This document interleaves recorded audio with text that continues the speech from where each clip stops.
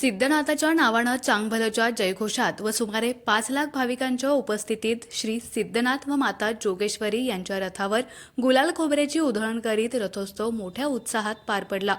महाराष्ट्र, आंध्र प्रदेश, कर्नाटक आदी राज्यातील अनेक भाविकांचे श्रद्धास्थान व दैवत असणाऱ्या म्हसवड येथील श्री सिद्धनाथ व माता जोगेश्वरी यांच्या उत्सव मूर्ती सालकरी यांच्या घरून वाजत गाजत रथामध्ये बसवण्यात आल्या।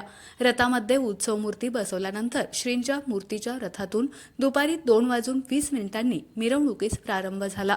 आमदार जयकुमार गोरे, माण तालुका राष्ट्रवादीचे नेते प्रभाकर देशमुख, उपविभागीय अधिकारी उज्ज्वला गाडेकर, पोलीस उपविभागीय अधिकारी अश्विनी शेंडके, तहसीलदार विकास अहिर, खटावच्या तहसीलदार PS माने, मुख्याधिकारी डॉक्टर सचिन माने, सहाय्यक पोलीस निरीक्षक सखाराम बिराजदार, सहाय्यक पोलीस निरीक्षक अक्षय सोनवणे, त्याचबरोबर रथाचे मानकरी त्यांच्या उपस्थितीत रथोत्सवास प्रारंभ झाला।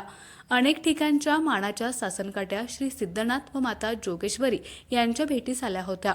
या सासनकाठ्या रथास भेटवण्यात आल्या। श्रींचा विवाह सोहळा 1 महिनाभर चालतो।